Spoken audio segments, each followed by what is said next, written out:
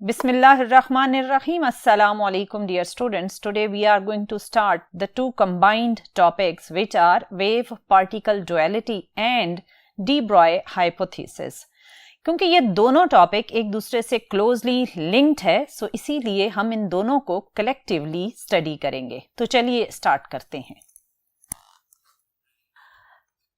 Dear student, wave particle duality के concept को आज हम पहले स्टडी करेंगे और फिर इसी से हम लिंक करेंगे डी ब्रॉय हाइपोथेसिस को.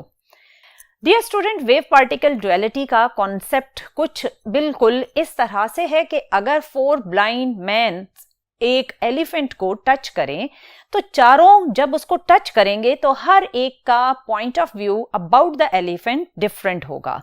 कैसे डिफरेंट होगा? जो आदमी एलिफेंट के पेट को टच करेगा उसे लगेगा कि वो बिल्कुल किसी फ्लैट दीवार जैसी सरफेस को टच कर रहा है, और जो उसकी टेल को टच करेगा वो कहेगा जैसे मैंने किसी स्नेक को पकड़ा हुआ है, और जो उसके टीथ को टच करेगा वो कहेगा मैंने किसी बहुत ही शार्प सी चीज को टच किया, और जो उसकी टांगों को टच करेगा वो कहेगा कि मैंने किसी वाइट से पिलर को पकड़ा हुआ है. क्या ये चारों अपनी अपनी डिस्क्रिप्शंस जो बता रहे हैं गलत बता रहे हैं? नहीं, चारों अपनी अपनी जगह ठीक हैं. हर एक ने एलिफेंट को डिफरेंट एंगल से ऑब्जर्व किया, टच किया, तो हर एक की डिस्क्रिप्शन डिफरेंट है, लेकिन इन चारों में से गलत कोई भी नहीं है. यही हाल लाइट का भी है. लाइट के अंदर भी दोनों तरह की नेचर पाई जाती है. लाइट पार्टिकल की तरह भी बिहेव करती है और लाइट वेव की तरह भी बिहेव करती है. हमने इसी चैप्टर में जो डिफरेंट एक्सपेरिमेंट्स स्टडी किए उनमें से फोटो इलेक्ट्रिक इफेक्ट, उसके बाद कॉम्पटन इफेक्ट, उसके बाद आपने पढ़ा पेयर प्रोडक्शन. इन तीनों एक्सपेरिमेंट्स में लाइट की आपने पार्टिकल नेचर को यूज किया, और इन तीनों एक्सपेरिमेंट्स में अगर आप लाइट को एज अ पार्टिकल नहीं लेते तो आप इन एक्सपेरिमेंट्स के रिजल्ट्स को एक्सप्लेन ही नहीं कर पाते. लेकिन इससे पहले फर्स्ट ईयर में जब आपने यंग्स डबल स्लिट एक्सपेरिमेंट पढ़ा था तो वहां आपने लाइट का इंटरफेरेंस का फिनोमेना देखा था, और वहां इंटरफेरेंस का फिनोमेना ऑब्जर्व करने के लिए लाइट को एज अ वेव ट्रीट किया गया था. अगर हम यंग्स डबल स्लिट एक्सपेरिमेंट में लाइट को एज अ वेव ट्रीट ना करते तो ना तो डायफ्रैक्शन आप ऑब्जर्व कर सकते और ना ही इंटरफेरेंस का फिनोमेना ऑब्जर्व हो सकता था. इसका मतलब है कि डिफरेंट सिचुएशंस में लाइट का भी बिहेवियर डिफरेंट होता है. समटाइम्स लाइट पार्टिकल की तरह बिहेव करती है और समटाइम्स ये वेव की तरह बिहेव करती है. इसका मतलब लाइट के पास भी डुअल नेचर है, जिसका मतलब ये भी है कि लाइट को जब आप यूज कर रहे हैं तो उसकी नेचर पार्टिकल है या वेव है. ये डिपेंड करता है कि आप किस स्केल के अकॉर्डिंग लाइट को यूज कर रहे हैं. अगर आप लाइट की एनर्जी से किसी मटेरियल ऑब्जेक्ट से किसी पार्टिकल को रिमूव करना चाहते हैं तो ऑब्वियसली यहां लाइट को एक पार्टिकल की तरह बिहेव करना पड़ेगा, ताकि लाइट के पार्टिकल्स उस मटेरियल के पार्टिकल्स के साथ कोलिजन के प्रोसेस में एनर्जी ट्रांसफर करें, और जो भी आपने ऑब्जर्व करना है, चाहे वो फोटो इलेक्ट्रिक इफेक्ट है, कॉम्पटन इफेक्ट है या पेयर प्रोडक्शन है, वो सारे फिनोमेनाज आप ऑब्जर्व कर सकें. सो अगर आपका स्केल ऑफ ऑब्जर्वेशन लाइट की एनर्जी की डिमांड करता है तो फिर आपको लाइट को एज अ पार्टिकल ट्रीट करना पड़ेगा. लेकिन अगर आपकी सिचुएशंस में size of object wavelength of light के कंपेरेबल होना चाहिए, जैसा कि यंग्स डबल स्लिट एक्सपेरिमेंट में था कि स्लिट का साइज आपकी यूज होने वाली मोनोक्रोमेटिक लाइट की वेवलेंथ के कंपेरेबल होगा, तो आपको इंटरफेरेंस का फिनोमेना प्रोमिनेंट नजर आएगा. सो इस सिचुएशन में आपका स्केल कुछ ऐसा था कि आपके मुताबिक जो ऑब्स्टिकल है, जो स्लिट है, उसका size wavelength of light used के कंपेरेबल होना चाहिए, क्योंकि यहां पर आपको लाइट की वेवलेंथ की रिक्वायरमेंट है। तो ऑब्वियसली इस सिचुएशन में आप लाइट को ट्रीट करेंगे as a wave. So dear student, इन सारी सिचुएशंस को देखने के बाद हम ये समझेंगे कि लाइट दोनों तरह से बिहेव कर सकती है। It all depends on our scale of measurement, कि हम किस स्केल ऑफ मेजरमेंट के अकॉर्डिंग लाइट के बिहेवियर को देखना चाहते हैं। अगर हम लाइट की हिस्ट्री में जाएं तो सबसे पहले न्यूटन ने ये कहा था कि लाइट पार्टिकल की तरह बिहेव करती है। ये कर्पस्कुलर्स ऑफ लाइट हैं जो ट्रेवल करते हैं। उसके बाद थॉमस यंग्स ने एक्सपेरिमेंट में ये कहा था कि light as a wave behave करती है। सो इनकी पार्टिकल और वेव प्रेडिक्शन के बाद बहुत सारे एक्सपेरिमेंट्स हुए जिनमें लाइट कभी वेव की तरह बिहेव करती थी और कभी पार्टिकल की तरह बिहेव करती थी। फॉर एग्जाम्पल, जब आपने इंटरफेरेंस को ऑब्जर्व किया तो इंटरफेरेंस के फिनोमेना में आपने थॉमस यंग का साथ दिया और आपने कहा कि लाइट वेव की तरह बिहेव करती है। जब आपने रिफ्लेक्शन का फिनोमेना ऑब्जर्व किया तो वो दोनों तरह की नेचर से देखा गया। अगर लाइट को एज अ पार्टिकल लें तो वो भी रिफ्लेक्ट होगी, और अगर हम लाइट को एज अ वेव लें तो वेव्स भी रिफ्लेक्ट बैक होती हैं सरफेसेस से। सो रिफ्लेक्शन में पार्टिकल नेचर भी यूज हुई और वेव नेचर भी यूज हुई। लेकिन फिर जब आपने यंग्स डबल स्लिट एक्सपेरिमेंट में ही डायफ्रैक्शन का फिनोमेना देखा तो डायफ्रैक्शन हमें पार्टिकल नेचर के अकॉर्डिंग नहीं बल्कि वेव नेचर के अकॉर्डिंग मिली। फिर इसी चैप्टर में हमने फोटो इलेक्ट्रिक इफेक्ट को स्टडी किया। तो फोटो इलेक्ट्रिक इफेक्ट में हमने लाइट की पार्टिकल नेचर को यूज किया, वेव नेचर को यूज नहीं किया, क्योंकि जब हम वेव नेचर के अकॉर्डिंग इसको स्टडी करते थे फोटो इलेक्ट्रिक इफेक्ट के एक्सपेरिमेंटल रिजल्ट्स को, तो वेव नेचर उन रिजल्ट्स को एक्सप्लेन नहीं कर पाई। फिर आपने कॉम्पटन इफेक्ट को स्टडी किया, अगेन पार्टिकल नेचर को यूज किया, वेव नेचर यूज नहीं की। फिर आपने पेयर प्रोडक्शन देखा, अगेन उसमें आपने पार्टिकल नेचर को यूज किया, वेव नेचर वहां पर भी रिजेक्टेड थी। इन सारे एक्सपेरिमेंटल ऑब्जर्वेशंस के बाद हमने ये कंक्लूड किया कि लाइट में दोनों तरह की नेचर होती है। लाइट समटाइम्स पार्टिकल के तौर पर बिहेव करती है और समटाइम ये एज अ वेव बिहेव करती है। सो इसका मतलब ये हुआ कि लाइट के पास डुअल नेचर है। सो यहां से ये कंक्लूड किया गया कि behaviour of light as wave as well as particle, यानी लाइट के पास डुअल नेचर है। वो आप पे डिपेंड करता है कि आप किस स्केल ऑफ मेजरमेंट के अकॉर्डिंग लाइट के बिहेवियर को ऑब्जर्व करना चाहते हैं। अगर आप इंटरफेरेंस और डायफ्रैक्शन ऑफ लाइट को ऑब्जर्व करें तो ये वेव होगा, और अगर आप फोटो इलेक्ट्रिक इफेक्ट और कॉम्पटन इफेक्ट को स्टडी करना चाहें तो इन दोनों एक्सपेरिमेंट्स को आप स्टडी नहीं कर सकते वेव नेचर ऑफ लाइट के साथ। इन दोनों एक्सपेरिमेंट्स में आपने बड़ी डिटेल से स्टडी किया कि किस तरह लाइट के फोटॉन्स को हमने एज अ पार्टिकल ट्रीट किया, तो तब ही आपके फोटो इलेक्ट्रिक इफेक्ट और कॉम्पटन इफेक्ट के रिजल्ट्स को आप एक्सप्लेन कर पाए। उसके बाद इन सारी जब डिस्क्रिप्शंस को देखा गया कि लाइट के पास, जिसे आप हमेशा से वेव समझते आ रहे थे, तो उसके पास अब हमने पार्टिकल नेचर भी ऑब्जर्व करना स्टार्ट कर दी।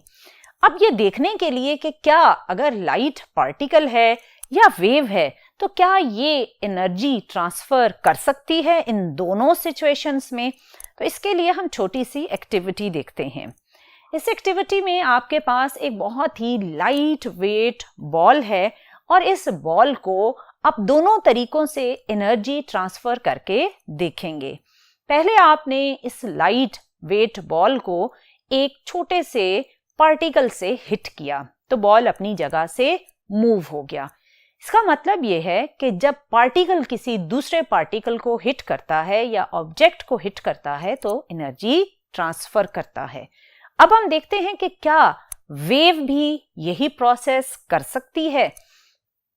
अगर आप ये वेव स्मॉल पार्टिकल से बनी हुई एक स्ट्रिंग में वेव जनरेट करते हैं, तो वेव पैटर्न जब मूव करेगा तो एग्जैक्टली पार्टिकल ही की तरह वो एनर्जी उस स्मॉल वेट बॉल में ट्रांसफर करेगा और बॉल आपको मूव होता हुआ नजर आया। यहां से आपने ये कंक्लूड किया कि चाहे पार्टिकल किसी ऑब्जेक्ट को हिट करे या वेव किसी पार्टिकल को टच करे, दोनों सिचुएशंस में एनर्जी ट्रांसफर होती है। इसका मतलब लाइट चाहे एज अ वेव बिहेव करे, चाहे वो एज अ पार्टिकल बिहेव करे, दोनों सिचुएशंस में वो एनर्जी कैरी करती है और एनर्जी ट्रांसफर का प्रोसेस एग्जिस्ट करता है। जब ये एक्सपेरिमेंट्स हुए और ये ऑब्जर्वेशंस आई, तो लुइस डी ब्रॉय ने ये सोचा, अगर लाइट दोनों तरह से बिहेव कर सकती है तो अल्लाह ने इस नेचर में हर चीज सिमेट्रिकल बनाई है। हमें हर तरफ सिमेट्री नजर आती है। अल्लाह ने अगर दिन बनाया है तो रात भी बनाई है, अल्लाह ने अगर गर्मी बनाई है तो सर्दी भी बनाई है, अल्लाह ने अगर गुस्सा बनाया है तो प्यार भी बनाया है। यानी अल्लाह ने हर चीज को एक बैलेंस के साथ, एक सिमेट्री के साथ इस यूनिवर्स में जनरेट किया है। तो फिर अगर लाइट में ये दोनों बिहेवियर्स हैं कि वो as a wave, as a particle behave कर रही है, तो फिर हर मैटर में भी ये क्वालिटी होगी कि वो दोनों तरह से बिहेव कर सके।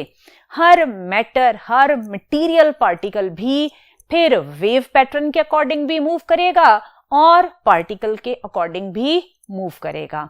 हम इस यूनिवर्स में नेचर की सिमेट्री के लॉस को वायलेट नहीं कर सकते।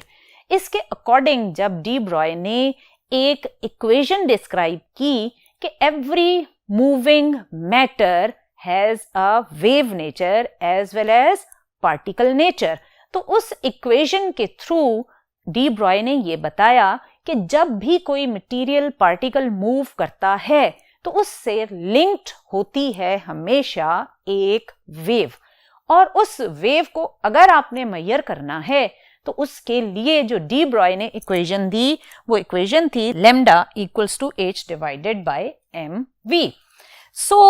वेव नेचर ऑफ पार्टिकल्स को डिस्क्राइब किया डी ब्रॉय ने। इसको डी ब्रॉगली भी कुछ लोग प्रोनाउंस करते हैं और आप इसे डी ब्रॉय भी प्रोनाउंस कर सकते हैं। डी ब्रॉय हाइपोथेसिस जो उसने 1924 में दिया, उसके अकॉर्डिंग ये था कि जितने भी मैटर हैं, चाहे वो स्मॉल साइज के हैं चाहे वो बिगर साइज के हैं, जब भी वो मूव करते हैं तो वो अपने सराउंडिंग में जनरेट करते हैं ग्रुप ऑफ वेव्स, और उन वेव्स की अगर आपने वेवलेंथ मेजर करनी है तो उसके लिए इसको आप डी ब्रॉय वेवलेंथ इक्वेशन बोलते हैं, that is lambda is equal to h divided by mv। Basically ये इक्वेशन आइंस्टाइन की ही इक्वेशन से डिराइव की गई है।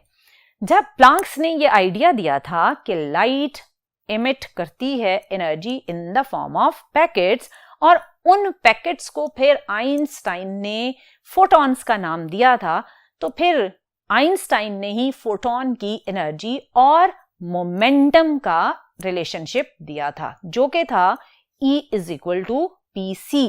और यहां से अगर आप P या वेवलेंथ की इक्वेशन निकालना चाहें तो आप इस इक्वेशन को बड़े आराम से डिराइव कर सकते हैं।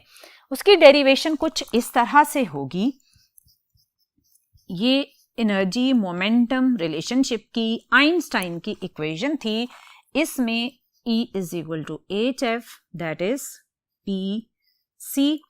यहां पर अगर आप फ्रीक्वेंसी को C ओवर लैम्डा से रिप्लेस करें तो ये C इससे कट जाएगा। अगर आप इस इक्वेशन को रीअरेंज करें तो आपके पास इक्वेशन कुछ इस तरह से बनेगी। यहां से लैम्डा आप राइट हैंड साइड पर शिफ्ट करें और P को डिनोमिनेटर में लेकर आएं, तो ये बनेगा lambda is equal to h divided by P, और ये P है मोमेंटम, जिसे आप लिखते हैं product of mass into velocity. So इसी इक्वेशन से आपने ये इक्वेशन लिखी और ये कहलाती है D Broglie equation for wavelength which is lambda is equal to h divided by mv। अब इस इक्वेशन में let's suppose for the time being object के मैस को कांस्टेंट कर देते हैं और हम वेवलेंथ को वेलोसिटी ऑफ ऑब्जेक्ट के साथ लिंक करते हैं। सो इस वेलोसिटी के लिंक के अकॉर्डिंग जो वेवलेंथ की रेंज बनती है वो बनती है फ्रॉम 0 टू इंफिनिटी। और 0 टू इंफिनिटी कैसे बनेगी उसके लिए हम दो सिचुएशंस लेते हैं। पहली सिचुएशन ये है कि आप कंसिडर करें कि जो भी मटेरियल ऑब्जेक्ट आपने लिया है वो रेस्ट पर है। अगर वो रेस्ट पर है तो उसकी वेलोसिटी क्या हो जाएगी? 0। अगर वेलोसिटी 0 है तो इसमें जब आप 0 वेलोसिटी की जगह पुट करेंगे तो वेवलेंथ क्या बन जाएगी? वेवलेंथ इंफिनिटी आ जाएगी। Wavelength is infinity. Wavelength infinity का मतलब ये हुआ कि उस मटेरियल ऑब्जेक्ट को जो कि रेस्ट पर है अगर आप उसका वेव पैटर्न ड्रॉ करें तो ये तो आपको एक इनफिनिट वेव पैटर्न ड्रॉ करना पड़ेगा जो कि पॉसिबल नहीं है। लेकिन अगर आप इसके ऑपोजिट सिचुएशन देखें जिसमें हमने ये देखना है कि अगर यही मटेरियल ऑब्जेक्ट एक बहुत बहुत हाई वेलोसिटी के साथ चलना शुरू कर दे तो फिर इसका वेव पैटर्न कैसा होगा। अगर आपके ऑब्जेक्ट की वेलोसिटी बहुत बहुत हाई है तो इसका मतलब वेलोसिटी ऑलमोस्ट इंफिनिटी को अप्रोच कर रही है। सो जब आप lambda is equal to h divided by mv में v को इंफिनिटी से रिप्लेस करेंगे तो वेव लेंथ अप्रोक्सीमेटली 0 के इक्वल आएगा। यहां आप अप्रोक्सीमेटली की टर्म यूज करें। अप्रोक्सीमेटली 0 का मतलब यह है कि वेव पैटर्न इतना छोटा होगा कि वो ऑलमोस्ट आपको एक स्ट्रेट लाइन ही नजर आएगा। सो ये दोनों सिचुएशंस ऑब्वियसली आपके लिए ऑब्जर्व करना मुश्किल है। अगर ऑब्जेक्ट रेस्ट पर है तो डी ब्रॉय हाइपोथेसिस में यही था कि मूविंग मैटर के सराउंडिंग में वेव होती है। अगर वो रेस्ट पर है तो उसके सराउंडिंग में कोई वेव पैटर्न एग्जिस्ट नहीं करेगा। सो इसके अकॉर्डिंग जो वेवलेंथ इनफिनिट आया है इसका मतलब ये है कि ये वेवलेंथ एक इम्पॉसिबल वेवलेंथ है जो आप ड्रॉ नहीं कर सकेंगे। दूसरी सिचुएशन में जहां आपके पास वेवलेंथ बहुत बहुत स्मॉल आई है, मूविंग मैटर है, तो इसका मतलब वेवलेंथ तो है लेकिन वो इतनी स्मॉल है कि आप अपने स्केल्स के अकॉर्डिंग उसको ड्रॉ नहीं कर सकते, तो वो ऑलमोस्ट आपको एक स्ट्रेट लाइन का ही ऑब्जर्वेशन मिलेगा। सो डियर स्टूडेंट, यहां तक तो आपने ये देखा कि अगर आप वेलोसिटी को चेंज करें रेस्ट और बहुत ज्यादा हाई वैल्यू के अकॉर्डिंग तो डी ब्रॉय ने कैसे उसकी वेवलेंथ को डिस्क्राइब किया। और अब इसी चीज को यंग्स डबल स्लिट एक्सपेरिमेंट के अंदर एक और एस्पेक्ट के अकॉर्डिंग ऑब्जर्व किया गया। वो किस तरह ऑब्जर्व किया गया? हम ये जानते हैं कि इलेक्ट्रॉन एक मटेरियल पार्टिकल है। इलेक्ट्रॉन का मैस होता है जो कि है 9.1 इंटू 10 टू पावर -31 kg। अगर हम यंग्स डबल स्लिट एक्सपेरिमेंट में लाइट की बजाय इलेक्ट्रॉन्स यूज करें, पार्टिकल्स यूज करें, तो क्या ये पार्टिकल वेव की तरह बिहेव करेगा? अगर तो ये वेव की तरह बिहेव करेगा अकॉर्डिंग टू डी ब्रॉय तो इस पार्टिकल के पास होने से, स्लिट्स में से पास होने के बाद हमें स्क्रीन पर मिलना चाहिए इंटरफेरेंस पैटर्न। तो डियर स्टूडेंट, कुछ ऐसा ही ऑब्जर्व किया गया। जब इन स्लिट्स में से इलेक्ट्रॉन्स को, जिन्हें हम पार्टिकल कहते हैं, उन्हें पास किया गया और स्क्रीन के ऊपर पैटर्न को ऑब्जर्व किया गया तो वो बिल्कुल वैसा ही था जैसे हमने लाइट में इंटरफेरेंस पैटर्न ऑब्जर्व किया था। जिसका मतलब ये कि हमें वहां पर कंस्ट्रक्टिव इंटरफेरेंस और डिस्ट्रक्टिव इंटरफेरेंस के पैटर्न नजर आए, जिन्हें आप कहते हैं कि आपने ऑल्टरनेट डार्क ब्राइट फ्रिंजेस को ऑब्जर्व किया। अब ये बहुत ही हैरानकुन रिजल्ट्स थे क्योंकि इलेक्ट्रॉन्स तो पार्टिकल हैं, पार्टिकल कैसे वेव की तरह कंस्ट्रक्टिव ओवरलैपिंग भी कर रहे हैं और डिस्ट्रक्टिव ओवरलैपिंग भी कर रहे हैं। जब ये ऑब्जर्वेशन की गई तो यहां से डी ब्रॉय की जो बात थी कि particle as a wave behave करता है, वो बात प्रूव होना स्टार्ट हो गई। अब यहां पर डिफरेंट चेंजेस करके भी यंग्स डबल स्लिट एक्सपेरिमेंट में ऑब्जर्वेशंस को किया गया। अगर हम 2 स्लिट्स की बजाय सिर्फ एक स्लिट के थ्रू इलेक्ट्रॉन्स को पास करें तो क्या हम सेम ऐसा ही पैटर्न ऑब्जर्व करेंगे? जी स्टूडेंट्स, एक स्लिट को ब्लॉक करके अगर आप सिर्फ दूसरी स्लिट में से इलेक्ट्रॉन बीम को पास करते हैं तो अगेन हमें स्क्रीन पर डार्क ब्राइट इंटरफेरेंस पैटर्न्स मिले, जिसका मतलब ये था कि इलेक्ट्रॉन भी स्लिट में से पास होने के बाद डायफ्रैक्शन और फिर इंटरफेरेंस का फिनोमेना दिखा रहे थे। अब इसको थोड़ा और चेंज करके देखा गया कि इलेक्ट्रॉन्स को हम 1 बाय 1 इन स्लिट्स में से क्रॉस करवाते हैं। सो इलेक्ट्रॉन को 1 बाय 1 स्लिट में से थ्रो किया गया और स्क्रीन पर पैटर्न को ऑब्जर्व किया गया। इलेक्ट्रॉन 1 बाय 1 पहले मिनट्स के लिए, फिर आवर्स के लिए, फिर काफी टाइम गुजरता गया और इलेक्ट्रॉन 1 बाय 1 इन स्लिट्स में से पास होते गए और स्क्रीन के ऊपर जो पैटर्न हमें इस सिचुएशन में भी नजर आया वो वही था कि आप alternate dark and bright interference pattern को ऑब्जर्व कर रहे थे। सो इसका मतलब ये कि इन एक्सपेरिमेंटल ऑब्जर्वेशंस के बाद आप अगर ये कहें कि इलेक्ट्रॉन एक पार्टिकल है तो भी ठीक है, और अगर आप ये कहें कि इलेक्ट्रॉन एक वेव है तो भी यंग्स डबल स्लिट एक्सपेरिमेंट ने ये बात प्रूव की कि वाकई ही इलेक्ट्रॉन भी वेव्स की ही तरह इंटरफेरेंस पैटर्न शो करता है। इसका मतलब ये हुआ डियर स्टूडेंट कि डी ब्रॉय की जो बात है कि मैटर में दोनों प्रॉपर्टीज हैं कि सम टाइम मैटर भी वेव की तरह नजर आता है और सम टाइम मैटर पार्टिकल की तरह नजर आता है। तो ये दोनों बातें डी ब्रॉय की भी बिल्कुल एक्यूरेट थीं।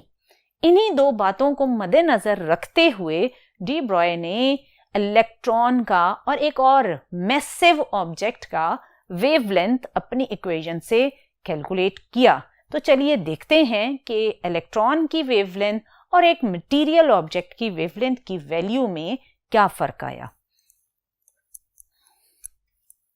सबसे पहले हमने ये सिचुएशन ली है कि जो हमारी रूटीन लाइफ में ऑर्डिनरी मैसेज हैं जो कि स्लो मूविंग हैं, अगर हम उनसे वेवलेंथ को लिंक करें तो वेवलेंथ क्या होगी।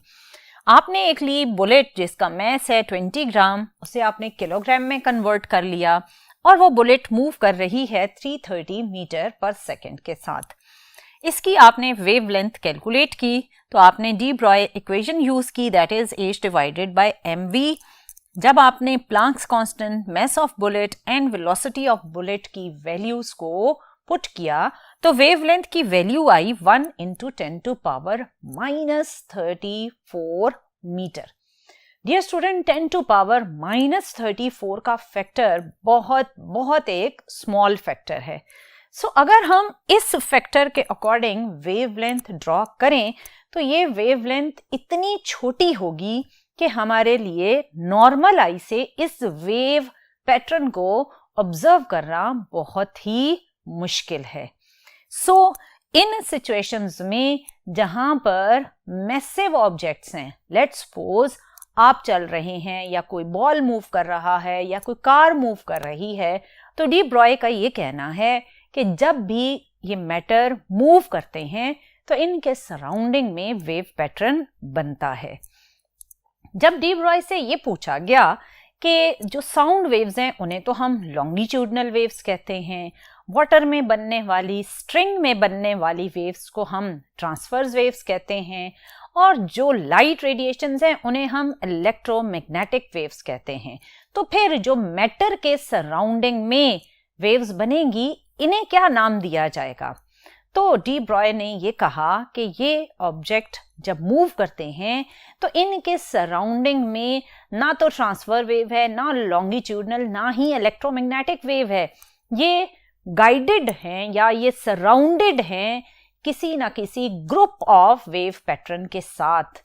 और इस वेव पैटर्न में लेट्स सपोज ये एक पार्टिकल है, तो अकॉर्डिंग टू डी ब्रॉय इसका वेव पैटर्न कुछ इस तरह बनेगा।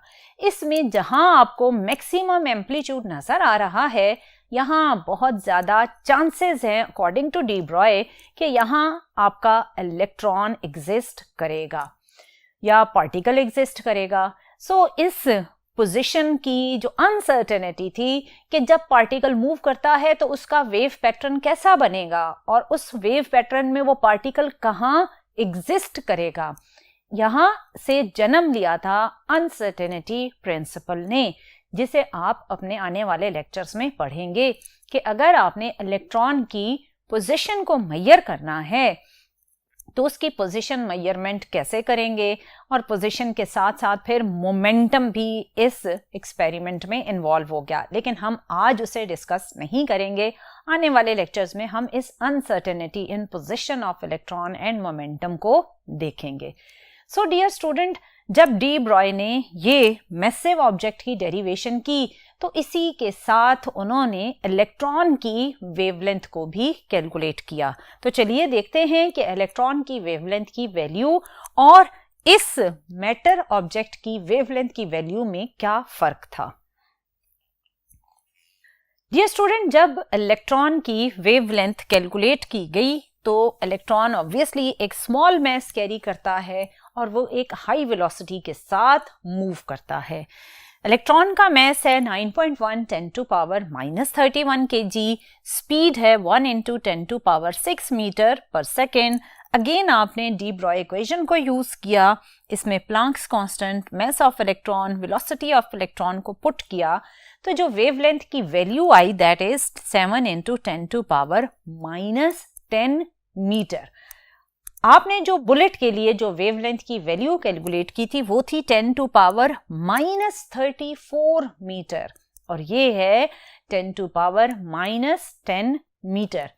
ऑब्वियसली ये वेवलेंथ बुलेट वाले केस की वेवलेंथ से बिगर है। सो जब आप सब एटॉमिक पार्टिकल यानी लाइटर पार्टिकल के केस में मूव करते हैं तो वहां पर बनने वाली जो वेव्स हैं वो सिग्निफिकेंट वेवलेंथ जनरेट करती हैं। सो उनके वेव पैटर्न को आप माइक्रोस्कोपिकली ऑब्जर्व कर सकते हैं। सो डियर स्टूडेंट, इन सारी एक्सप्लेनेशंस के बाद डी ब्रॉय ने अपना 1924 में पीएचडी का थीसिस दिया और इस पीएचडी के थीसिस को आइंस्टाइन के पास अप्रूवल के लिए भेजा गया था। आइंस्टाइन ने जब इस थीसिस को पढ़ा तो आइंस्टाइन बहुत इम्प्रेस हुए और उन्होंने कहा कि बिल्कुल जिस तरह लाइट के पास डुअल नेचर है, बिल्कुल इसी तरह मैटर भी डुअल नेचर कैरी करता है। मैटर भी एज अ पार्टिकल बिहेव कर सकता है और एज अ वेव भी बिहेव कर सकता है, जिसे आपने इलेक्ट्रॉन के यंग्स डबल स्लिट एक्सपेरिमेंट के अकॉर्डिंग ऑब्जर्व भी किया कि इलेक्ट्रॉन जो कि एक मटेरियल पार्टिकल है उसने इंटरफेरेंस और डायफ्रैक्शन के प्रोसेस को शो किया। इन सारी बातों के बाद डी ब्रॉय को पीएचडी के थीसिस की एक्सेप्टेंस मिली, लेकिन ये अभी तक एक थीसिस ही था, यानी इसका कोई प्रैक्टिकल प्रूफ नहीं था। लेकिन बाद में इस थीसिस के ऑलमोस्ट 4 to 5 years के बाद डेवियन एंड जर्मर एक्सपेरिमेंट परफॉर्म किया गया, जो आपका नेक्स्ट टॉपिक भी है। और उस एक्सपेरिमेंट में प्रैक्टिकली ये प्रूव किया गया कि जो डी ब्रॉय ने इलेक्ट्रॉन के बारे में कहा कि इलेक्ट्रॉन वेव है और वो डायफ्रैक्शन का प्रोसेस कर सकता है, तो डेवियन और जर्मर के एक्सपेरिमेंट में इलेक्ट्रॉन के डायफ्रैक्शन को प्रैक्टिकली ऑब्जर्व भी कर लिया गया और ये बात प्रैक्टिकली प्रूव हो गई कि जो डी ब्रॉय ने कहा कि मटेरियल पार्टिकल्स वेव की तरह भी बिहेव करते हैं, इसे प्रैक्टिकली प्रूव कर लिया गया। सो डियर स्टूडेंट, यहां से आपने ये कंक्लूड किया कि वेव पार्टिकल डुअलिटी का कॉन्सेप्ट ठीक है। इसका मतलब ये है कि वेव पार्टिकल की तरह बिहेव कर सकती है और पार्टिकल वेव की तरह बिहेव कर सकता है, यानी दोनों की जो नेचर है वो डुअल नेचर है। वेव में भी दोनों क्वालिटीज हैं, यानी वो वेव भी है और पार्टिकल भी है, और पार्टिकल में भी दोनों क्वालिटीज हैं, यानी वो पार्टिकल भी है और वेव भी है। ये कॉन्सेप्ट कहलाता है वेव पार्टिकल डुअलिटी। और इसको अगर आप डिस्क्राइब करेंगे तो आप ये कहेंगे कि radiations and matter, radiations mean electromagnetic waves या कोई भी हॉट ऑब्जेक्ट से एमिट होने वाली radiations, radiations and matter have a dual wave particle nature and this is called wave particle duality. So dear student, इन सारे ऑब्जर्वेशंस के बाद जो आप कंक्लूजन ड्रॉ करेंगे वो कंक्लूजन कुछ इस तरह से होगा कि जितने भी माइक्रो पार्टिकल्स हैं, यानी जो स्मॉल साइज एटॉमिक पार्टिकल्स हैं, जिनमें आप इलेक्ट्रॉन और लाइट के अंदर मौजूद फोटॉन, प्रोटॉन, एटम्स, जब भी ये मूव करते हैं तो इनकी प्रोपेगेशन या इनकी मूवमेंट बिल्कुल वेव्स की तरह होती है। लेकिन जब ये एनर्जीज एक्सचेंज करते हैं किसी और ऑब्जेक्ट के साथ तो एनर्जी एक्सचेंज का इनका प्रोसेस पार्टिकल की तरह होता है। जैसे लाइट या इलेक्ट्रोमैग्नेटिक वेव्स अगर मूव करती हैं तो आप कहेंगे कि वो मूव करती हैं इन वेव पैटर्न, लेकिन जब वो किसी मेटल के साथ इंटरेक्ट करती हैं और अपनी एनर्जी ट्रांसफर करती हैं तो वहां यही इलेक्ट्रोमैग्नेटिक वेव हमें लगेगा कि एक फोटॉन है जो किसी मैटर के साथ इंटरेक्ट कर रहा है, विच मीन्स एक पार्टिकल है जो मेटल के साथ इंटरेक्ट कर रहा है। सो डियर स्टूडेंट, ये तो था कि किस तरह लाइट की डुअल नेचर होती है और किस तरह मैटर ऑब्जेक्ट्स यानी आप और मैं भी अगर मूव कर रहे हैं तो हमारी मूवमेंट में भी एक वेव पैटर्न होगा। लेकिन क्योंकि हमारे मैसेज बहुत बहुत ज्यादा हैं, सो मैस बहुत ज्यादा होने की वजह से जो वेव पैटर्न है वो इतना छोटा बनता है कि आपके लिए उसे ऑब्जर्व करना मुश्किल है। सो ये तो था dear student wave particle duality का टॉपिक, और इसी में जो इलेक्ट्रॉन का डायफ्रैक्शन हमने ऑब्जर्व किया, इसको हम आने वाले लेक्चर में डेविजन एंड जर्मर एक्सपेरिमेंट में प्रैक्टिकली प्रूव करेंगे और देखेंगे कि क्या उस एक्सपेरिमेंट में जो वेवलेंथ कैलकुलेट की गई वो डी ब्रॉय की इक्वेशन से कैलकुलेट की गई वेवलेंथ से मैच करती है या डिफरेंट होती है। टिल देन अल्लाह हाफिज, इंशाल्लाह नेक्स्ट लेक्चर में मिलेंगे।